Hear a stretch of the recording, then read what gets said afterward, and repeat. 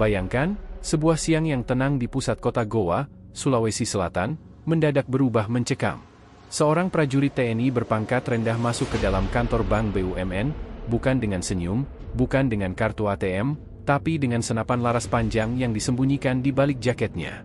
Rekaman CCTV memperlihatkan detik-detik menegangkan ketika senjata itu diarahkan, peluru dimuntahkan, dan kepanikan pecah di dalam bank. Apa yang sebenarnya terjadi? Mengapa seorang prajurit bisa nekat melakukan aksi berbahaya di ruang publik? Lebih mengejutkan lagi, dalam setiap pemeriksaan ia terus menyebut nama seorang wanita misterius. Rina. Siapa dia? Kekasih? Manipulator? Atau bagian dari konspirasi yang lebih besar? Malam demi malam, penyelidikan membuka tabir mengejutkan. Ada kontrakan kosong, ancaman misterius pada keluarga, hingga dugaan bocornya informasi militer. Ini bukan lagi sekadar cerita tentang seorang prajurit yang kehilangan kendali. Ini adalah kisah tentang bayangan misterius yang menyeret nama besar TNI ke dalam pusaran teka-teki berbahaya. Selamat datang dan kembali lagi di channel Bicara Saja. Mari kita lanjut lagi ceritanya. Hari itu, Kamis pagi, 25 September 2025. Matahari sudah cukup terik di Sungguh Minasa, Kabupaten Goa, Sulawesi Selatan. Jalan raya depan bank BUMN yang terletak di pusat kota ramai oleh kendaraan lalu lalang. Para pegawai kantor, pedagang kecil, dan masyarakat sibuk dengan aktivitas masing-masing. Di dalam bank, suasana tampak normal. Beberapa nasabah antre di depan teller, ada yang duduk menunggu nomor panggilan, dan suara mesin ATM sesekali terdengar dari ruang sebelah. Di pintu masuk, dua petugas keamanan berjaga. Salah satunya adalah Faisal, seorang satpam parubaya yang sudah bertugas di bank itu hampir 7 tahun. Wajahnya ramah, tapi pengalamannya membuat ia selalu waspada. Rekannya, Amir, masih muda, baru 2 tahun bekerja sebagai security. Mereka berdua biasanya saling bergantian memeriksa barang bawaan nasabah yang masuk. Sekitar pukul 10, seorang pria berjaket hitam tampak berjalan ke arah pintu masuk. Dari jauh, penampilannya biasa saja. Ia mengenakan topi hitam, wajahnya setengah tertutup masker, langkahnya mantap namun kaku. Orang-orang di sekitar bank tak terlalu memperhatikan, mengira ia nasabah yang hendak melakukan transaksi. Pria itu adalah Praka S, seorang prajurit TNI dari Divisi 3 Kostrad. Di balik jaket hitamnya, ia menyembunyikan sesuatu yang tidak seharusnya dibawa ke tempat umum, senjata api laras panjang. Saat ia mendekati pintu, Faisal yang sedang berjaga mengerutkan dahi. Jaket pria itu tampak menggembung di bagian depan. Curiga, Faisal segera mengangkat tangan, memberi isyarat untuk berhenti. "Permisi, Pak, bisa buka jaketnya sebentar?" tanya Faisal dengan nada sopan tapi tegas. Praka S tidak menjawab, ia hanya menatap dingin dengan mata tajam. Tatapan itu membuat Faisal sedikit gelisah. Amir, yang berada di sampingnya, maju selangkah. "Ada yang bisa dibantu, Pak?" Tiba-tiba, dengan gerakan cepat, Praka S meraih resleting jaketnya. Dari dalam, terlihat moncong senjata laras panjang. Amir langsung mundur selangkah, wajahnya pucat. Faisal pun kaget, tapi refleks menahan pria itu agar tidak langsung masuk ke ruang utama bank. "Pak, tenang dulu. Kita bisa bicara baik-baik," ujar Faisal sambil berusaha tetap tenang meski jantungnya berdegup kencang. Namun Praka S mendorong tubuhnya, lalu berbisik dengan suara pelan namun penuh ancaman, "Aku hanya mau ketemu seseorang di dalam. Jangan coba-coba menghalangi." Situasi mendadak berubah mencekam. Beberapa nasabah yang melihat adegan itu mulai berbisik panik. Pegawai bank di balik kaca teller juga tampak gelisah. Untuk menghindari kepanikan lebih besar, Faisal memberi isyarat pada Amir agar segera menutup pintu utama. Kemudian, dengan hati-hati, mereka mengarahkan Praka S ke ruang security yang berada di sisi kanan pintu masuk. Di dalam ruang kecil itu, Praka S berdiri dengan tegap. Senapan panjang masih digenggamnya erat. Larasnya sesekali diarahkan ke dinding, lalu ke arah Faisal yang mencoba menenangkan. "Siapa yang kamu cari? Saya bisa bantu panggilkan," kata Faisal dengan suara bergetar. "Ada pegawai bank yang harus aku temui sekarang." "Cepat panggil dia," bentak S. Amir, yang sejak tadi gemetar, diam-diam menghubungi atasannya melalui HT, Handy Talkie. Informasi itu cepat sampai ke manajemen bank. Pihak bank langsung memutuskan untuk menghubungi anggota unit Intel TNI yang bermarkas tak jauh dari lokasi. Beberapa menit kemudian, 3 anggota Intel tiba di area bank. Mereka berpakaian sipil, tapi wajah mereka tegas. Salah satunya bernama Serka Andi, seorang Intel berpengalaman yang sudah sering menangani situasi berbahaya. Ia maju paling depan, mencoba masuk ke ruang security. Tenang, S. Saya Andi. Saya kenal kamu. Taruh dulu senjatanya, kita bisa bicara baik-baik, ucap serka Andi dengan suara dalam dan tenang. Namun Praka S justru semakin menegang. Ia mengarahkan laras senapan ke arah dada serka Andi. Detik itu, suasana benar-benar membeku. Faisal dan Amir yang ada di ruangan itu hanya bisa memejamkan mata, takut sewaktu-waktu pelatuk ditarik. Lalu terdengar suara keras. Dor, suara tembakan menggema hingga ke ruang utama bank. Para nasabah menjerit dan berhamburan. Beberapa pegawai tiarap di balik meja, sebagian lainnya berlari ke pintu belakang. Peluru menghantam dinding beton ruang security, tepat di samping kepala serka Andi. Untungnya, saat S menarik pelatuk, Andi berhasil menepis laras senapan ke arah atas. Jika tidak, peluru itu bisa saja menembus tubuhnya. Setelah letusan itu, suasana bank kacau balau. Semua orang panik, beberapa nasabah bahkan sempat pingsan karena syok. Alarm darurat bank berbunyi, menambah hiruk-pikuk. Di luar bank, polisi dan TNI mulai berdatangan. Jalanan ditutup, warga yang penasaran dilarang mendekat.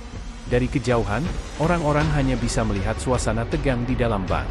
Praka S masih berdiri tegap, wajahnya pucat, tapi matanya tetap tajam. Senapan masih dalam genggaman, sementara di sekelilingnya, semua orang ketakutan. Setelah suara tembakan pertama menggema di dalam kantor bank BUMN di Sungguh Minasa, suasana benar-benar kacau. Alarm darurat berbunyi nyaring, pegawai panik berhamburan, dan nasabah berlari keluar sambil menjerit. Beberapa orang terjatuh karena saling dorong di pintu darurat, sementara yang lain memilih tiarap di balik kursi agar tak terkena peluru nyasar. Di ruang security yang sempit, Praka S berdiri dengan tubuh tegang. Tangannya masih menggenggam erat senapan laras panjang, sementara matanya menatap tajam ke arah serka Andi, intel TNI yang nyaris tertembak. Dinding beton di belakang mereka kini berlubang bekas tembakan, serpihan semen masih berjatuhan ke lantai. Taruh senjatamu, S, kau bisa bicara baik-baik dengan kami, kata Andi dengan nada rendah, mencoba menenangkan. Ia tahu, satu kalimat yang salah bisa memicu tembakan kedua. Namun S tidak bergeming. Nafasnya berat, dadanya naik turun cepat. Aku hanya mau bertemu dia. Jangan halangi aku, suaranya keras, penuh emosi. Di luar ruangan, kamera CCTV bank merekam setiap detik kejadian itu. Dari layar monitor di ruang kontrol bank, beberapa pegawai melihat dengan jelas bagaimana S mengacungkan senjata. Salah satu pegawai, Rina, berusaha menahan tangis. Astaga, kalau sampai dia menembak lagi, bagaimana nasib Pak Faisal dan Pak Amir di dalam sana? Rekaman CCTV itu kemudian diakses oleh aparat keamanan yang baru tiba di lokasi. Tampak jelas bagaimana S masuk ke bank dengan jaket hitam tebal, menyembunyikan senjata laras panjang di balik pakaian. Dari gerak-geriknya, terlihat jelas ia tidak sekadar kebetulan membawa senjata. Langkahnya terukur, pandangannya lurus ke depan, dan sikap tubuhnya menunjukkan bahwa ia memang sudah berniat melakukan sesuatu sejak awal. Salah satu potongan video yang paling mengerikan memperlihatkan detik-detik saat senjata itu berhasil dikeluarkan.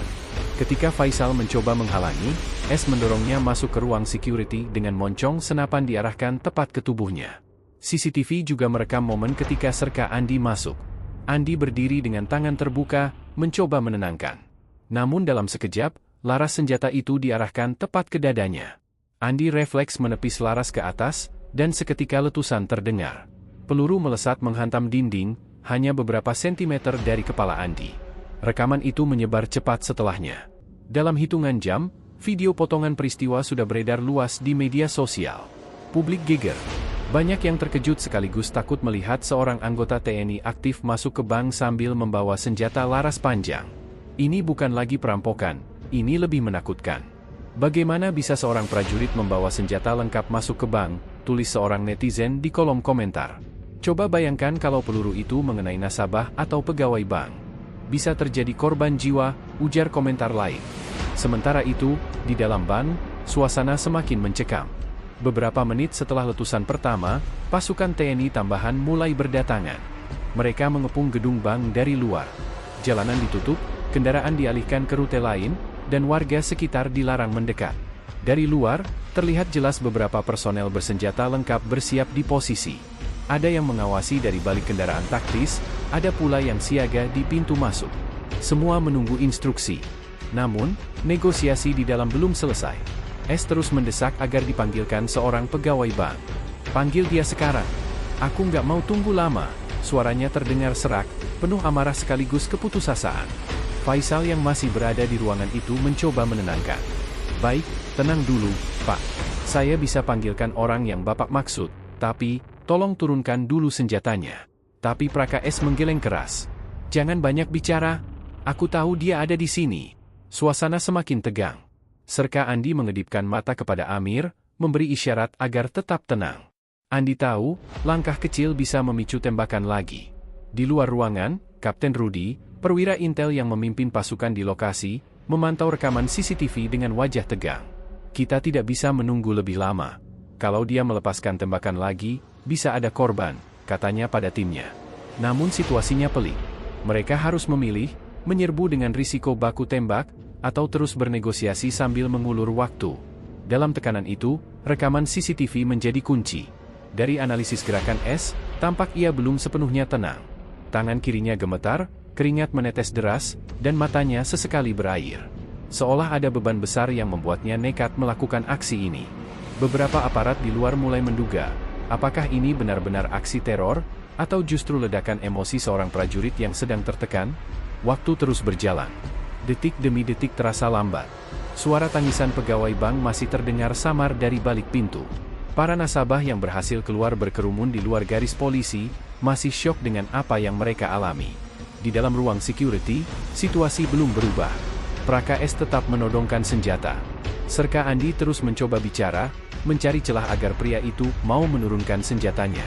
Namun, satu hal yang jelas, rekaman CCTV telah membongkar kepada publik bahwa bank itu sudah berubah menjadi arena teror, dan pelakunya bukan orang biasa, melainkan seorang prajurit bersenjata. Pertanyaannya sekarang, bagaimana cara menghentikan situasi mencekam ini sebelum terlambat? Waktu terus berjalan. Jam dinding di ruang tunggu bank menunjukkan pukul 10.30 pagi. Hampir setengah jam sejak tembakan pertama terdengar, suasana di Bank BUMN Sungguh Minasa masih mencekam. Pihak bank sudah mengevakuasi sebagian besar nasabah, namun ada beberapa pegawai yang masih terjebak di lantai 2 karena ketakutan untuk turun. Di luar bank, aparat keamanan sudah bersiaga penuh. Jalanan ditutup, mobil patroli polisi dan kendaraan taktis TNI berjajar di depan gedung. Puluhan warga yang penasaran mencoba mendekat, namun segera dihalau petugas. Dari kejauhan, terdengar suara sirene yang masih meraung, menambah ketegangan suasana. Kapten Rudy, perwira intel yang memimpin di lapangan, berdiri di belakang garis polisi. Wajahnya serius. Ia memegang HT, terus berkomunikasi dengan anggota di dalam bank. Kondisi S, tanyanya. Dari dalam, suara Serka Andi terdengar lirih. Masih pegang senjata. Emosinya tinggi. Dia terus mendesak ingin bertemu seseorang. Apakah ada korban? Tanya Rudy lagi. Belum. Tapi dia sudah melepaskan satu tembakan. Peluru mengenai dinding, nyaris mengenai saya, jawab Andi. Rudy menghela napas panjang. Situasi ini ibarat bom waktu. Satu kesalahan langkah, nyawa bisa melayang. Ketegangan di dalam ruangan. Di ruang security, Praka S berdiri dengan tubuh kaku. Senapan laras panjang masih dalam genggaman, jari telunjuknya melekat di pelatuk. Peluh menetes dari dahinya. Nafasnya berat, matanya sesekali berair. Faisal dan Amir, dua security bank, berdiri kaku di sudut ruangan. Wajah mereka pucat pasi, namun mereka tak bisa pergi. Serka Andi berdiri paling dekat dengan S, mencoba menguasai situasi. Aku tahu kamu prajurit. Kamu dilatih untuk menjaga, bukan mengancam, kata Andi pelan, mencoba masuk ke pikirannya. Namun S menggertakkan gigi. Kau tidak tahu apa-apa, Andi. Aku hanya butuh ketemu dia. Kalau tidak, jangan salahkan aku kalau ada yang jatuh korban. Nada suaranya meninggi. Laras senapan pun sedikit bergerak, membuat Faisal makin ketakutan. Negosiasi buntu. Di luar, Kapten Rudy berdiskusi dengan timnya. Beberapa opsi muncul, negosiasi lebih lama. Namun risikonya S bisa makin gelisah dan menembak lagi. Penyergapan cepat. Risiko baku tembak sangat besar, apalagi S membawa senapan laras panjang dengan puluhan amunisi. Dia bukan orang biasa. Dia prajurit. Kalau kita sergap, dia bisa melawan, kata salah satu anggota intel. Rudy terdiam sejenak, lalu menatap layar CCTV portable yang dipasang di mobil taktis. Dari rekaman terbaru, terlihat S sudah mulai goyah. Tangan kirinya gemetar, matanya merah, dan ia sesekali bicara sendiri. Itu tanda dia sudah tidak stabil. Kalau kita biarkan lebih lama, dia bisa melepaskan tembakan ke siapa saja, ujar Rudy akhirnya. Kita harus siapkan rencana masuk. Rencana penyergapan. Rudy segera menyusun strategi. 2 tim disiapkan. Tim pertama akan masuk melalui pintu samping, menyamar sebagai pegawai bank. Tim kedua bersiap di pintu utama untuk melakukan serangan kilat jika S melepaskan tembakan lagi. Waktu kita terbatas. Pastikan tidak ada korban sipil, tegas Rudy. Di dalam, Serka Andi masih mencoba mengulur waktu. S, dengar saya? Kau bisa duduk sebentar, turunkan senjatanya. Kami bisa panggilkan orang yang kau maksud. Namun tiba-tiba, S menghentak kaki. Tidak, aku tidak mau tunggu lagi. Ia mengangkat senapan, kali ini diarahkan lurus ke kepala Andi. Detik penentuan. Momen itu menjadi sinyal bagi tim luar. Rudy segera memberi aba-aba. Eksekusi. Dalam hitungan detik, 2 anggota Intel menyergap masuk dari pintu samping. Salah satunya menendang pintu kecil ruang security, membuat S terkejut. Senapan yang dipegangnya sedikit bergeser. Andi yang sudah siaga langsung bereaksi. Dengan cepat, ia meraih laras senjata dan memutarnya ke atas. Terjadi perebutan senjata di ruang sempit itu. Suara benda beradu keras terdengar. Faisal dan Amir menjerit ketakutan. S berusaha mempertahankan senjatanya, tapi jumlah lawan lebih banyak. 2 Intel lain menerjang tubuhnya, menjepit kedua tangan. Perkelahian singkat pecah. Kursi terjungkal, kaca meja retak. Akhirnya, senapan laras panjang itu jatuh menghantam lantai, mengeluarkan suara keras. Salah satu Intel segera menendang senjata itu jauh. Amunisi yang terselip di saku jaket S berjatuhan ke lantai. Senjata diamankan, teriak seorang Intel. Dalam hitungan detik, S sudah berhasil dilumpuhkan. Tangannya diborgol ke belakang, tubuhnya ditekan ke lantai. Nafasnya tersengal, matanya masih liar, namun kekuatannya sudah habis. Suasana setelah penangkapan. Ketika S dibawa keluar, suasana di luar bank hening sejenak. Puluhan warga yang menunggu dari jauh menahan napas. Begitu melihat seorang pria berbaju sipil dengan tangan terikat digiring keluar oleh TNI bersenjata, kerumunan sontak riuh. Itu dia pelakunya, teriak seorang warga. Beberapa orang langsung mengabadikan momen dengan kamera ponsel.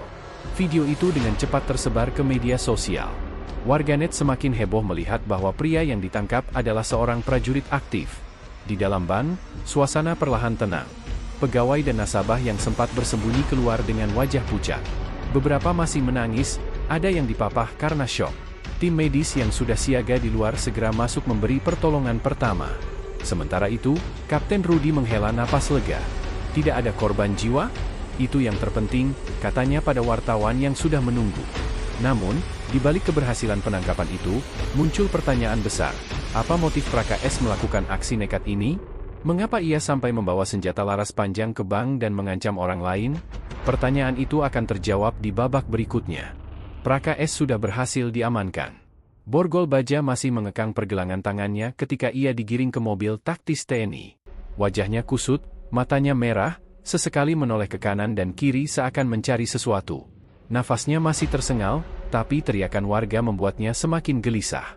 Pengkhianat, teriak salah satu warga. Bagaimana bisa tentara sampai berbuat begini, sambung yang lain. Kapten Rudy segera memerintahkan pasukannya untuk mengosongkan area. Evakuasi tersangka, jangan sampai ada provokasi, katanya tegas. Mobil taktis melaju meninggalkan kerumunan. Di dalamnya, 2 Intel menjaga ketat S. Namun meski sudah diikat, ia tetap berusaha meronta. Aku hanya ingin ketemu dia. Kalian tidak mengerti, teriaknya dengan suara parau. Pemeriksaan awal. Sesampainya di markas Kodim Goa, S langsung dimasukkan ke ruang interogasi. Pakaian sipil yang dikenakannya sudah kusut, ada noda darah kecil di lengan akibat perkelahian tadi. Lepaskan aku prajurit, kalian tidak berhak memperlakukan aku begini, ia berteriak. Namun Serka Andi, yang ikut masuk ke ruangan, mendekat perlahan. S, dengarkan saya. Kau baru saja membuat kekacauan besar. Kalau kau tidak bicara sekarang, kondisimu bisa makin runyam. S terdiam sebentar, lalu menunduk. Tiba-tiba ia tertawa kecil, tapi tawa itu terdengar getir. Runyam? Hidupku sudah runyam sejak lama, Andi. Kalimat itu membuat ruangan sejenak hening. Latar belakang yang mengagetkan. Tim penyidik gabungan dari TNI dan Polri kemudian melakukan pendalaman. Dari hasil penelusuran awal, ditemukan fakta mengejutkan. S pernah bertugas di daerah rawan konflik. Ia mengalami luka berat dalam sebuah insiden, namun tetap dipulangkan tanpa perawatan psikologis yang memadai. Beberapa bulan terakhir, ia kerap absen tanpa alasan jelas. Dia punya catatan gangguan disiplin, tapi tidak pernah separah ini, kata Mayor Arman, perwira penghubung yang ikut menyelidiki. Lebih lanjut, ditemukan juga catatan bahwa S memiliki utang cukup besar. Beberapa laporan intel menyebutkan ia terlibat pinjaman online dan sempat diancam debt collector. Utang bisa jadi pemicu, tapi jelas ada yang lebih dalam. Dia terus menyebut ingin bertemu seseorang, ujar Kapten Rudy. Sosok misterius. Selama interogasi, S terus mengulang satu nama, Rina. Aku harus ketemu Rina. Dia satu-satunya yang bisa menyelamatkanku, katanya dengan mata melotot. Penyidik mencoba menggali lebih jauh. Siapa Rina? Apakah pacarnya? Keluarganya? Atau orang yang punya kaitan dengan utangnya? Namun setiap kali ditanya lebih detail, S malah menolak menjawab. Kadang ia membentak, kadang ia menangis sendiri. Kondisinya semakin menunjukkan gejala ketidakstabilan mental. Dokter militer yang dipanggil untuk memeriksa menyebutkan ada tanda-tanda post-traumatic stress disorder, PTSD. Bisa jadi ia membawa trauma dari penugasan. Ditambah tekanan ekonomi, itu memicu tindakannya hari ini, jelas sang dokter. Reaksi masyarakat? Sementara itu, berita tentang penangkapan S menyebar cepat di media sosial. Video ketika ia diborgol dan digiring keluar bank viral di berbagai platform. Judul-judul berita muncul dengan nada sensasional. Prajurit TNI ngamuk bawa senjata di bank. Aksi koboi militer gegerkan sungguh minasa. Motif misterius Praka S, siapa Rina? Masyarakat terbelah. Ada yang marah dan mengecam keras tindakan S. Namun tak sedikit pula yang bersimpati setelah mendengar dugaan ia mengalami tekanan mental berat. Jangan cuma salahkan prajuritnya. Coba cek juga bagaimana pembinaan di internal TNI, tulis seorang netizen. Keluarga yang tercengang. Sore harinya, pihak keluarga S dipanggil ke markas. Ibunya datang dengan wajah sembab, ditemani adik perempuannya. Begitu melihat S dari balik kaca ruang tahanan, sang ibu menangis histeris. Kenapa kau lakukan ini, Nak? Kau bikin malu keluarga. Namun S hanya menatap kosong. Sesekali bibirnya bergerak, menyebut nama Rina berulang-ulang. Adik perempuannya, Mira, mencoba menjelaskan. Sejak pulang dari penugasan tahun lalu, dia sering menyendiri. Kadang marah-marah tanpa sebab. Kami sudah lapor ke atasan, tapi katanya dia hanya butuh waktu. Keterangan itu semakin memperkuat dugaan bahwa masalah mental menjadi akar permasalahan. Penyelidikan berlanjut. Kapten Rudy tak ingin gegabah. Ia memerintahkan timnya menelusuri lebih jauh siapa sebenarnya Rina. Apakah benar orang itu nyata, atau hanya bayangan dalam pikirannya? Tim Intel mulai memeriksa kontak telepon S. Dari catatan panggilan, memang ada nomor yang sering ia hubungi bernama Rina. Namun ketika ditelusuri, nomor itu ternyata sudah tidak aktif. Bisa jadi ini kunci dari semuanya, ujar Rudy sambil menatap layar. Pertanyaan yang belum terjawab. Meski S sudah berhasil diamankan, misteri semakin dalam. Siapa sebenarnya Rina? Apakah aksi S murni karena tekanan mental dan utang, atau ada motif lain yang lebih besar? Mengapa ia memilih Bank BUMN sebagai tempat pelampiasan? Semua pertanyaan itu masih menggantung. Penyidikan baru saja dimulai, dan publik menunggu jawaban. Sementara itu, di ruang tahanan, S duduk dengan kepala menunduk. Tangan masih diborgol, bibirnya bergetar pelan. Rina, tunggu aku akan datang padamu, bisiknya lirih. Kalimat itu menambah lapisan misteri baru yang membuat kasus ini semakin rumit dan penuh teka-teki. Malam itu, markas Kodim 1409 Goa masih dipenuhi hiruk-pikuk. Meski jam dinding sudah menunjukkan pukul 11, lampu di ruang penyidikan masih menyala terang.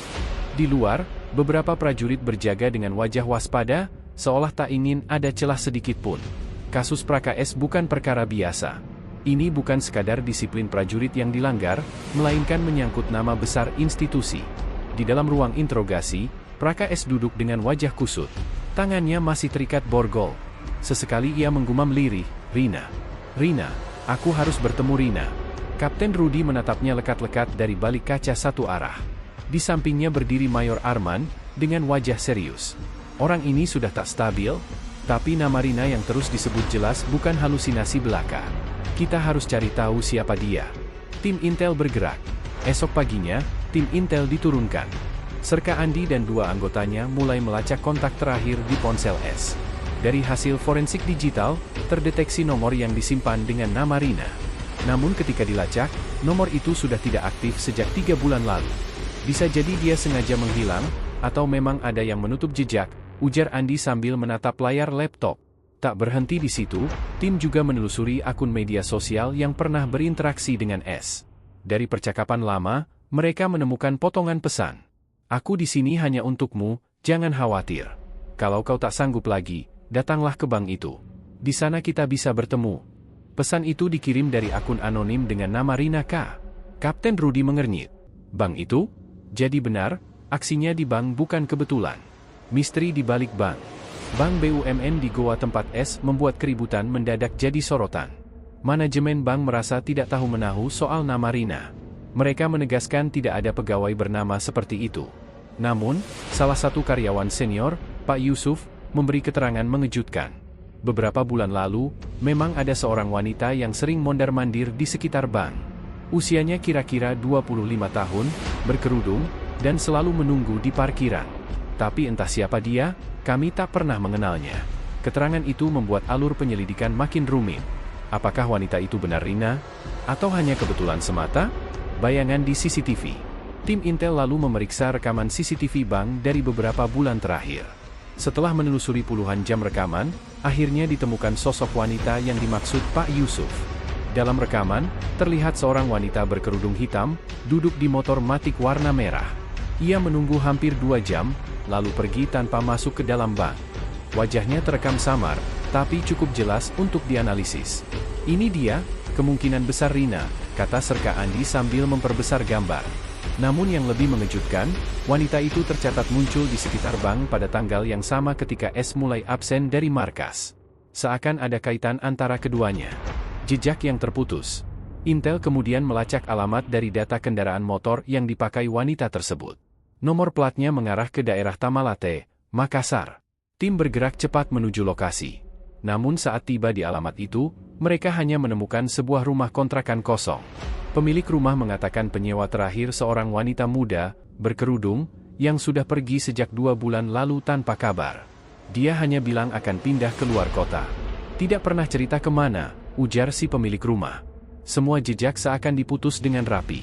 Rina seperti sengaja menghilang. Pengakuan yang membingungkan. Di ruang tahanan, Kapten Rudy mencoba lagi berbicara dengan S. Siapa sebenarnya Rina? Apa dia kekasihmu? Atau orang yang mengendalikanmu? S terdiam lama, lalu menatap dengan mata berkaca-kaca. Dia malaikatku. Dia satu-satunya yang peduli padaku saat semua orang meninggalkanku. Aku hanya ingin menemuinya. Aku tahu dia menungguku di bank itu. Tapi dia tidak ada di sana, S, balas Rudy. Wajah S berubah muram. Kalian tidak mengerti. Dia nyata. Dia berjanji akan menemuiku. Kalau dia hilang, berarti ada yang menyembunyikannya dari aku. Kalimat itu membuat bulu kuduk Rudy meremang.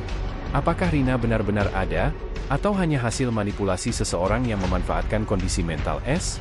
Pihak luar yang bermain? Mayor Arman mulai curiga ada keterlibatan pihak luar.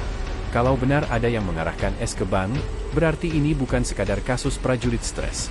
Bisa jadi ada skenario lebih besar, bahkan untuk menjatuhkan citra TNI. Kecurigaan itu diperkuat dengan temuan baru. Dari laptop S, ada beberapa dokumen dan catatan yang berisi jadwal patroli dan informasi internal kesatuan. Sebagian informasi seharusnya tidak boleh keluar dari markas. Dia sudah bocorkan data? Atau dipaksa membocorkan? Tanya Rudy dengan dahi berkerut. Misteri semakin dalam. Apakah Rina hanyalah sosok manipulatif yang memanfaatkan kelemahan S untuk mendapatkan informasi militer? Keluarga turut terseret. Di sisi lain, keluarga S juga mulai merasa terancam. Adiknya, Mira, mendapat pesan ancaman lewat WhatsApp dari nomor tak dikenal. Berhenti ikut campur. Kalau kau terus mencari Rina, keluargamu bisa celaka. Mira langsung melapor ke Kapten Rudy. Wajah perwira itu menegang. Ancaman ini bukti bahwa ada pihak yang ingin jejak Rina tetap tertutup. Kebingungan di tengah malam. Malam semakin larut. Rudy duduk di ruang kerjanya sambil menatap foto wanita berkerudung dari rekaman CCTV. Wajahnya samar, tapi ada sesuatu yang terasa ganjil. Seakan wanita itu memang sengaja ingin terlihat, tapi tidak ingin dikenali sepenuhnya. Ia menarik nafas panjang. Siapa kau, Rina? Kekasih, manipulator, atau hanya bayangan yang sengaja ditanamkan di kepalanya? Di luar, suara hujan deras mengguyur goa. Angin kencang berdesir, menambah suasana mencekam. Kasus ini jelas belum selesai. Justru semakin masuk, misteri kian dalam. Dan satu hal yang pasti, Rina bukan sekadar nama kosong. Ia ada, pernah hadir, dan kini menghilang dengan jejak yang sengaja dihapus.